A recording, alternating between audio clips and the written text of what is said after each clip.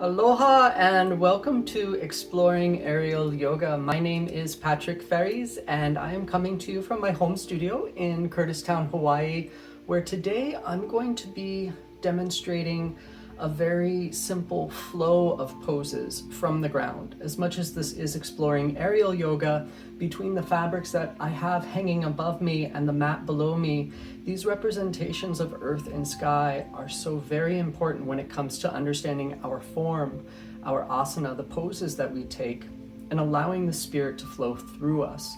Whether you call that prana, ha, chi, your breath is so important because it knows you better than anyone, better than anything else, because it's something that has been with you since the day you've been born, and it'll be with you throughout your entire life. So this is what makes yoga very unique in the idea of yoking the body and the breath together. And you see this idea of spirit as kind of a ubiquitous reflection of the self, a very esoteric experience that only you can have with your breath. I can't have that for you.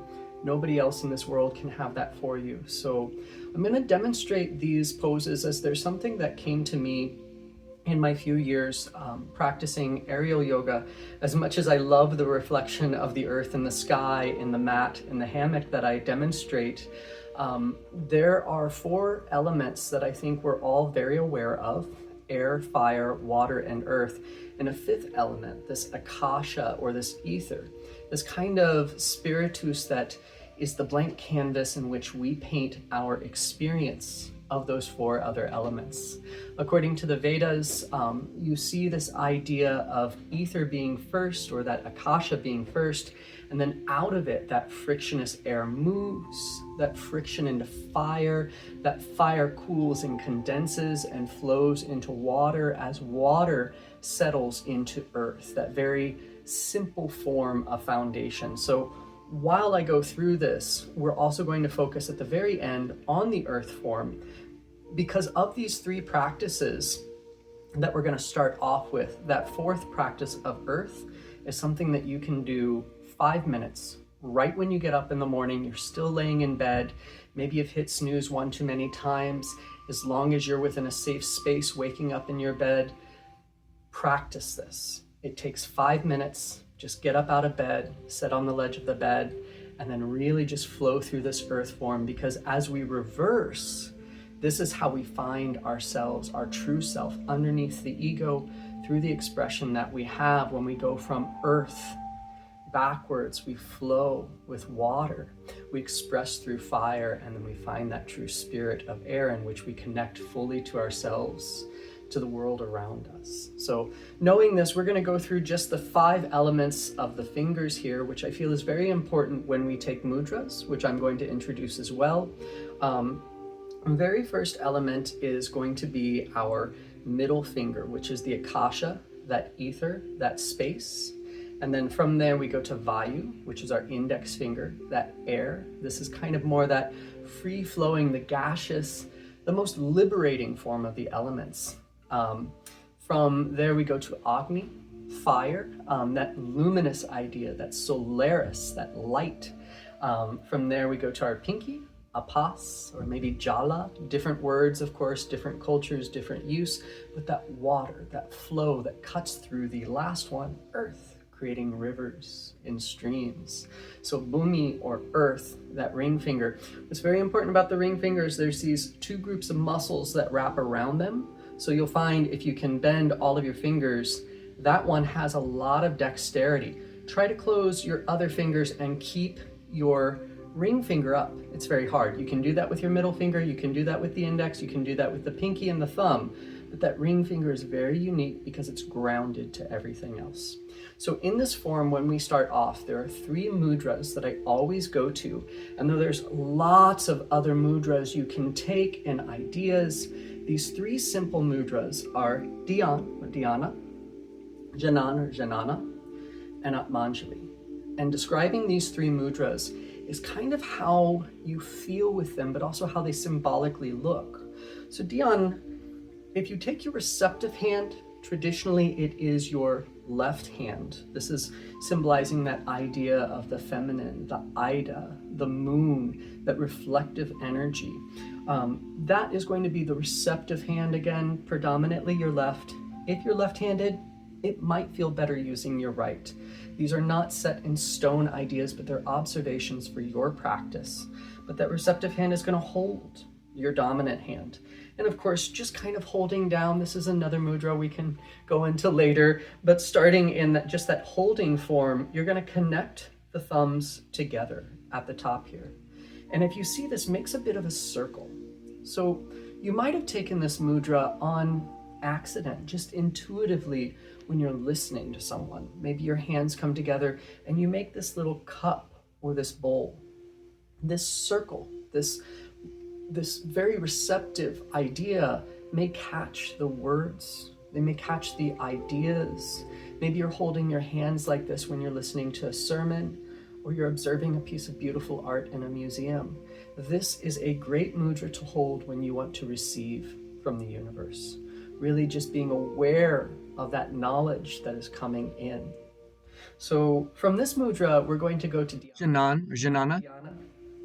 Again, many different names, pronunciation, tomato. The idea is that we are going to take our index finger, that air, and that fire finger, and we're going to put them together, and we create that circle that we've just described as receptive, but then the other digits are going to push out. As those digits push out, you can see you have a circle and a line. This is a great mudra for contemplation. If you have a lot of thoughts going on in the head, I'm very ADHD, so you can tell the thoughts going in my head. You might see me occasionally in some of the videos with one hand holding like this, because I'm trying to coalesce the thoughts that are all over the place, and I'm trying to put the nouns in with the proper verbs, the adjectives with the adverbs, making the idea something that is coherent. So not just receiving from the universe, but really discussing with that higher self. This is a great place if you've got a lot of chatter in the brain to go. Last one is if you are overwhelmed with experience, with emotion, maybe the day has given you a lot of challenges. Be grateful for any of those experiences, for better or for worse. They are your experiences. There's something great that you have that show that you're here. Life is suffering, no beginning to the suffering, no end to the suffering. So if we're comparing suffering to suffering, there is no suffering. A hard concept to really come to terms with, but really being grateful for even the littlest amount that we have. Atmanjali, we put our hands together just at our chest. And yes, you can be very rigid, shoulders back, elbows down, and hold this in a nice active form. But really with mudras, settle into them. Find your breath. In this mudra, we find gratitude. I'm grateful to be here. I'm grateful for all of you out there. So again, finding one of those receptive forms, one of those contemplative forms, or one of those expressive forms in your capacity. I hope you discover other mudras that suit you well. Again, so many different mudras we can play with. But now we're going to go into our seated positions, and there are multiple seated and standing positions. I occasionally am seated in a car and I hit a red light, and that's a meditation for me, just to accept that I'm here, I'm stopped, and then the green light says go. So while we are here in our stopped position, if you are comfortable on the floor, finding that seated position, the first thing I'd recommend is a block. These can be very great. Maybe you have a bolster in a seat. Maybe you're sitting in a chair and the chair form is good for you in sitting. But if you're going to take one of these four forms on the floor, this is Vajrasana. And Vajrasana is just a very simple sitting down pose. Maybe your heels are a little further out. If they are, I would recommend to have your feet out, and this is where that block can come in handy. If you're kind of slouching down or sitting really hard, you can take that block and sit up on it. This allows there to be less tension, of course, in the ankles, less pressure on the knees, and that lower back just rounds naturally. You can sit down in through those seat bones, and sitting is part of rooting. So we really want to make sure that whatever seat we are taking, it is a rooted seat. It is something where we feel our tailbone, we feel that staff of our spine really rooting into the ground, and just like an obelisk, we are upright through that seated position. Vajrasana can be taken from the toes. This is a much deeper stretch in the arch. Again, there's a lot more pressure on the knees. I do recommend when you are in Vajrasana to try to be active from knee to toe. Don't put all the pressure in the knees, but really just have that nice alignment back through the foot, sickling the feet. As mentioning, it's not horrible to do, but I would not recommend it. Again, that block is great to come to. So Sukhasana, our cross applesauce that we probably all know from being a very, very little kid. And again, recommending that block, sitting down, is really just where we cross our legs. So again, taking that nice seat here up, you can see how I can just settle in here. This allows my lower spine, maybe I'm slouching, roll those shoulders back, and you can see how the block can really help to soften that form. In this form, if you do want one knee up, that is okay. These are again half variations, where we're just taking one side of this pose rather than both, and move if you need to. Yoga is a practice, it's not perfection. If you find yourself getting a little uncomfortable versus painful, notice the difference. If you're uncomfortable, maybe breathe. Try to hold that pose a little longer. But if you notice that your legs are falling asleep, if you notice that there's pain in joints, readjust. Find probably what's good on one side, maybe not as good on the other, and vice versa, or maybe balancing is the point. So in the Sukhasana, very simple cross applesauce. This next one, Dandasana, straight leg pose. I don't normally recommend a block here underneath your seat bone. You can see my dirty farmer feet here. So if you notice my knees, I've got all this space here, and my knees might hyperextend down.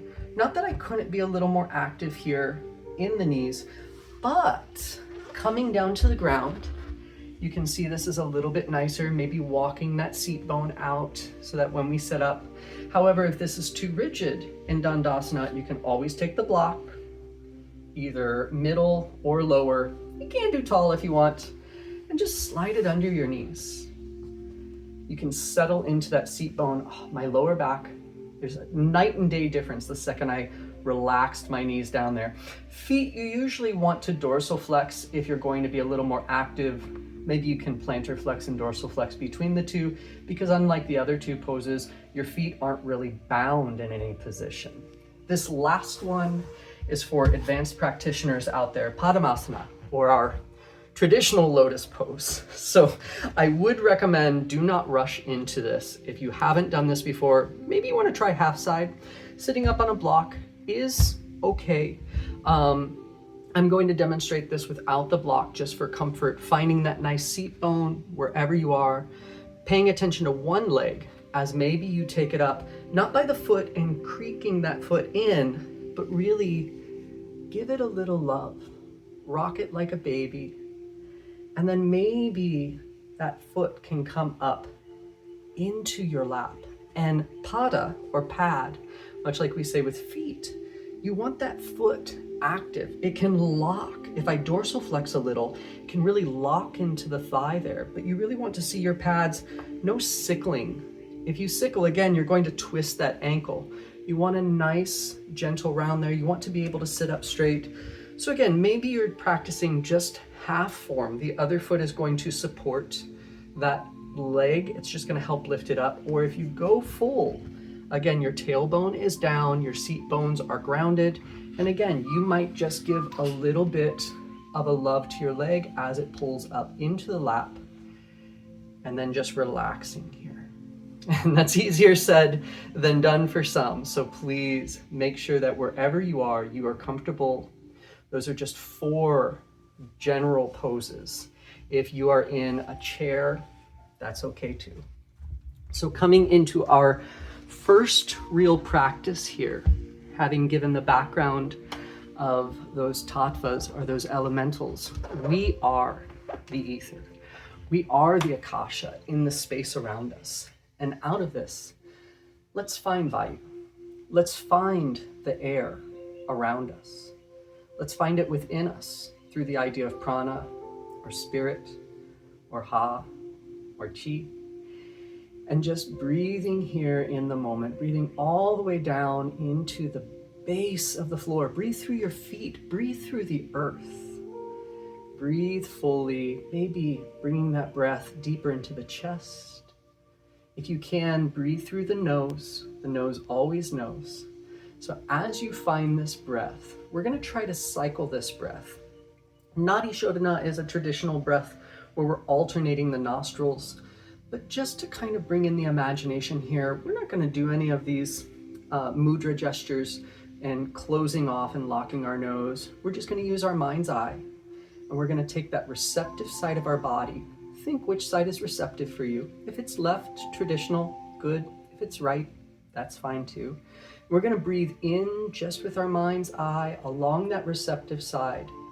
We're going to hold an even part of the breath, and then we're going to breathe out down that dominant side, and we're going to be empty for an even part of the breath. Now reversing, we're going to breathe up that more dominant side.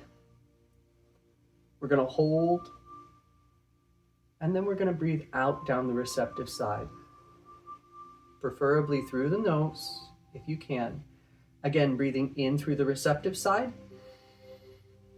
holding an even amount of breath, breathing down the dominant side.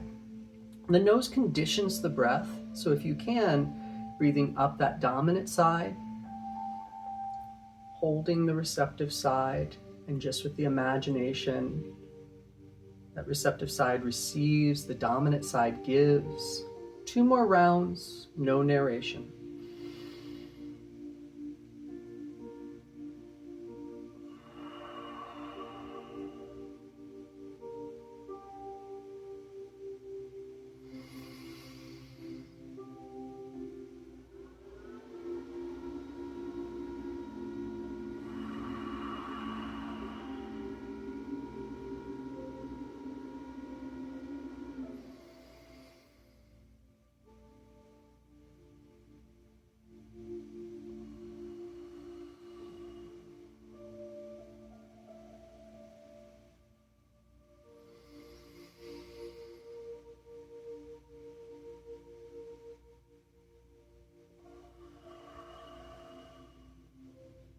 Settling in. You can always take that square breath longer if you'd like in your own practice, but a general idea of that even count, holding, even count. Out is just a basic pranayama that helps to slow us down, bring us to our present state. So from that breath or that air practice, that spirit practice, we're going to go to our drishti. Our drishti is sight. And medically, this has more recently been expressed in a lot of EMDR. Though drishti is a very old practice, dancers use this when they spin and they look at one point. You might do this when you're just trying to concentrate while taking a test. There's so many things in which we give our visual sight, but we also have our mind's eye. So inside of our mind, you can close your eyes and you can still think of something. Maybe if you're watching this video and you're not watching it because you can't see, in your mind's eye, you still can imagine that idea of those tiny little photons firing in your mind. They exist still. So photon or photo, the luminous, the soul, the solaris, the light. We're lucky to have these eyes, maybe just an eye, because in our mind's eye, we can express through what we see and what we perceive. We're going to go through just a simple linear path in this process, and then we're going to go through a more complex circular path. That circular path can be a little more distracting, and we'll venture through that. But as we go through here, I'm going to use my finger just as my focal point, and chin is going to be level, shoulders, body, legs, just try to settle in as we look up, as we look down, as we look side to side. This idea of the linear path is as above, so below, or you can think beginning to end, in which we are always crossing through that center path where we're present. So this linear is very much duality. It's that idea of really past and future, and then we are always in the present. Last in this direction, and just to give those nerves a nice feel, we're going to go in the opposite direction on earth as it is in heaven. And again, this linear path, very simple. Lots of different shapes you can make. The goal here is that we are expanding our eyes. We're expanding the vision of our mind. We have cell phones and TVs, maybe even just reading a book. You're so much in that one focal point. You're really using the nervous system and all those muscles here, meeting at the top now, full circles. So whether you're going clockwise or counterclockwise, that's okay. And if your head happens to want to move here, that's normal. Just catch it, bring the head back to center, and remind your body that you are practicing stillness with everything but the eyes. This practice does make me a little tired. You do have to be cautious if you have any medical conditions, epilepsy, anything that may be too much. Don't stress the eyes further than you need to go. We will reverse in the opposite direction, but the eyes wrap around and through the brain in that nervous system meeting in the back of the brain. That nervous system down the medulla is stretching.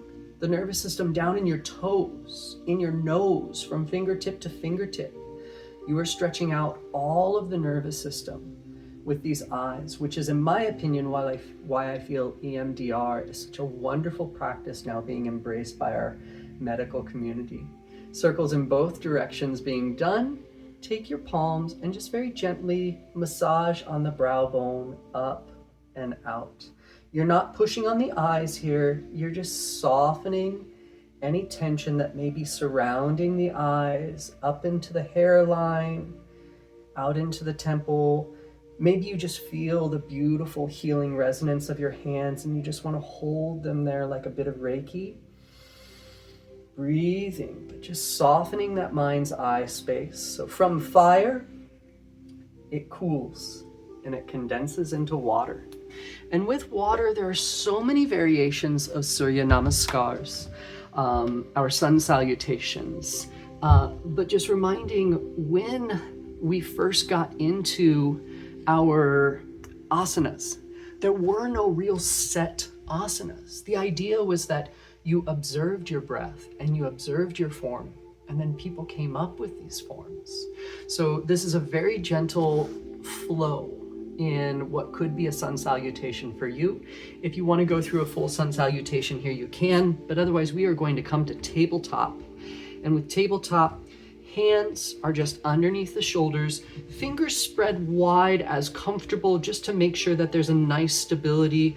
If you hyperextend your elbows, this is not very good. I always say pretend as though you're on a bumpy road of life and you want good shocks. Maybe drop the chest. You feel the shoulders come together. Maybe extend the chest. Maybe feel a little range if it's comfortable for you, rolling around on those wrists. If you want to, you can always take fist bumping the floor. Just make sure those thumbs are on the outside, not the inside, for safety. And of course, if you need to, you can always use a block. I've got some lovely blocks that actually have nice little lifts here if you want a little bit more of a challenge. Or of course, you can go down into the pad. Lots of variations for the hands, but they are stacked underneath the shoulders. Take a deep breath here and feel the shoulders go wide. That's our goal, is to keep the shoulders wide, not high, not low, but that nice middle ground in between. As for the legs, we're going to keep those legs, knees underneath our hips preferably. And they might adjust a little. You might want them a little more forward, a little more back. I've got 3 pads down here, or 3 little mats. You can always fold over a mat or use blankets if you'd like. just to soften any pressure on the knees.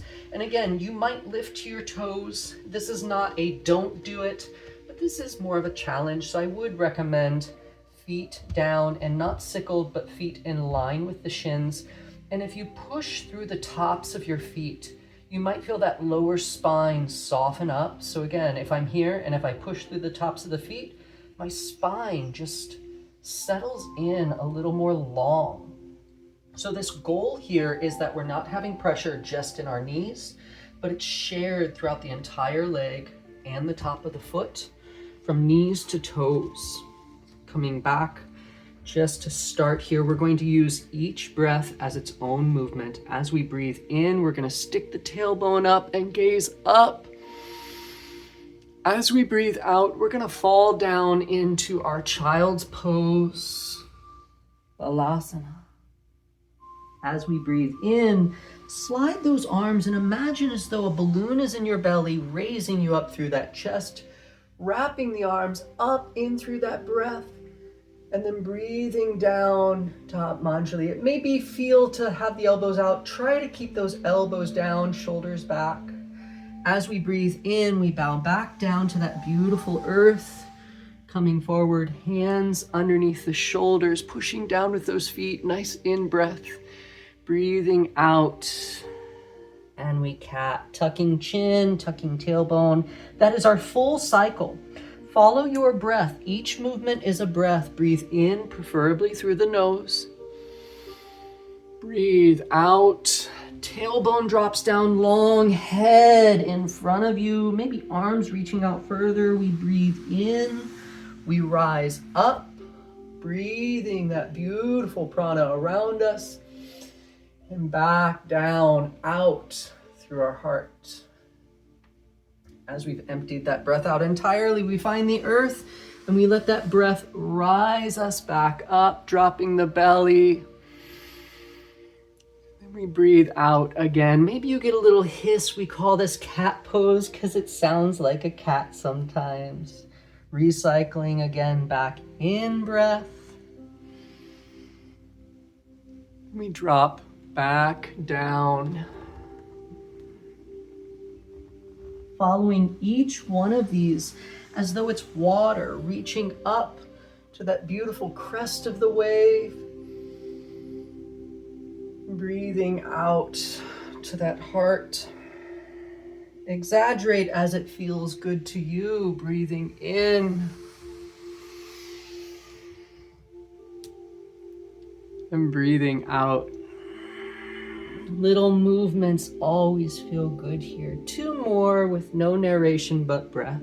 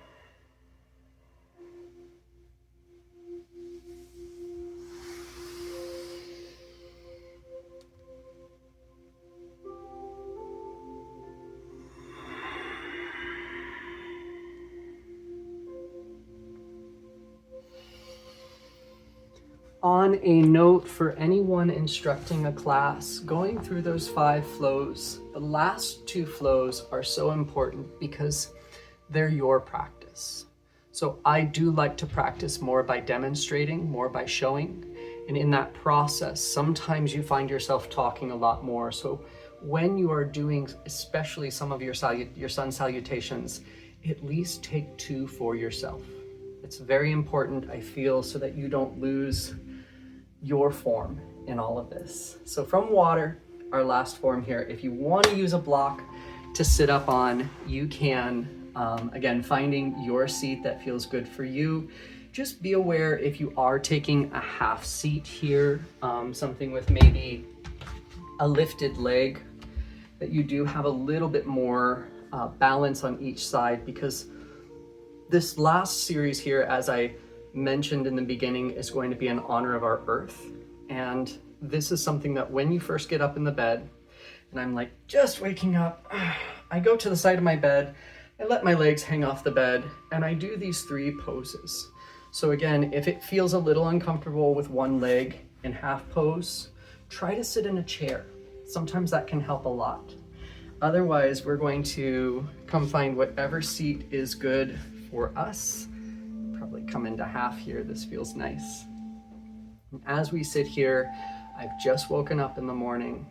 I'm going to breathe in fully, exaggerating, looking up. I'm going to breathe out, and I'm going to just give myself a nice, loving hug. Following this breath, on an in-breath, we open up. And then on an out-breath, we close down. Maybe switching the arms up. On an in-breath, we open up. Maybe following with that sight up. Maybe following with that sight down as we close. Letting your breath guide you here. This nice flexion and extension of the spine in a soft form. Just giving that side view here. Again, you can see how we exaggerate and we open up. If you're going faster or slower than me in your breath, good. That means you are listening to your best teacher, your breath. Just connecting with that breath first thing in the morning. The spine, or that cerebral spinal axis, the spine really roots down through that mula, through that root. From the earth we are made, and to the earth we will return. First thing in the morning, be grateful for that beautiful creation, the earth. And again, wherever you are in that practice, that is our first round. The second round, I'm going to take a block just for sitting here. The second round is a little deeper here. So if you're on the side of the bed, again, making sure that you're sitting up straight. First thing in the morning might be a little hunched over, rolling those shoulders. If you'd like to feel where the shoulders are, elbows into your side, maybe you're opening the shoulders and it's just your wrists that are opening, or just your forearms that are opening. If you glue your elbows to your side, hands forward, open the shoulders. Your arms might want to come further out, but really keep those elbows in. This sets us up straight. So you can exaggerate this, but you can really feel how that clavicle opens up, that nice deep breath here. Keeping that nice open form, you're on the side of the bed. This is our second round for earth. We breathe in, one hand comes down, the other hand comes up, maybe gaze up to that hand. And then we breathe out, bringing that hand back down. You do not have to turn the head entirely, just maybe even keeping the head straight. In breath, nice. Maybe you can go deeper. You're sitting on the bed and maybe you can come down to the forearm, really feeling that stretch in the obliques. That's a nice option too. There is no real right or wrong to a practice. There's just observing what works, what feels good, what is nice and beneficial, and then what maybe not be so much. So follow your breath out through center, in on the side, and again keeping that body upright so that we now get this kind of movement in the spine that is just side to side versus that flexion of front and back. If you find yourself concaving forward, again looking up can really help. Follow that breath. Stretching out the shoulders, stretching out the ribs, stretching out the side body. Nice, coming back to center. Last one is going to be spinal twists. And with twists, what tends to happen is we tend to slouch, or we tend to shrink, like almost as though we're tightening up with a twist. So if you can, use your imagination and pretend as though your higher self, or maybe if you want to, your guardian angel is just kind of holding you up here, or maybe it's your inner demons are just pushing you up. Whatever it is that gets your spine long, makes you really tall like a beautiful tree rooted down. We're celebrating earth, we're celebrating our spine, and you can have your hands then down below you, maybe supporting one hand on top of the other if you're a little tired. This is okay. I've worked with a few people who have had strokes before, and of course, one hand might not be as strong as the other. This is the beautiful thing about having support. Just giving that support where it's needed. If you want more strength, index finger to thumb, and separate those fingers. And again, hands down low, although we do have a tendency to curve here. So the last variation would be roll your shoulders up and back, nice upper chest here open, and really creating this almost tabletop kind of surface. Wherever you are in any one of those three or somewhere in between, we're gonna breathe in as we twist through that rooted down spine. In breath, breathe out through the center. And again, in breath on the other side. Out through the center, preferably the nose, keeping that spine long. It's so easy to slouch down here.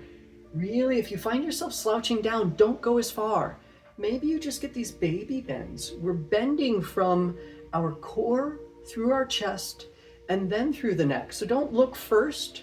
Breathe in, let your body elongate up. Breathe out. Breathe in. Breathe out. Beautiful soft twists. And again, these three last forms are in honor of the earth. We're really flowing up through these three Bandhi locks, Mula, Uddiyana, and Jalandhara. The idea that we're rooted, we fly up, and then we can be the water bearer offering back down. Breathing through these beautiful forms that are part of your body, part of your experience. And then when you come back to center, you can again spend however long you would like on these. As a teacher, I love introducing these 4 simple forms as ways to open up my classes. And I do this in different variations. So of course, if you come to one of my classes, we'll actually do Bhumi and a lot of those earth Bandhi locks. We'll actually do those through the spine in the fabric. So different ways. You, of course, with our grounded Surya Namaskar, a variation that was very gentle. If you want to do a full standing sun salutation, if you want to do 10 or 20, I'm not going to stop you. But just seeing those as expressions of yourself in this beautiful world, seeing those as you, the anima loki or animus loki, you are the observer of the sacred space. You are everywhere you go, part of a sacred space. And therefore, all of these elements are of you, they flow through you, they're observed by you.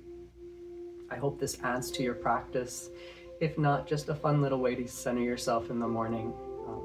If you liked, please subscribe, share, follow. Mahalo. Namaste.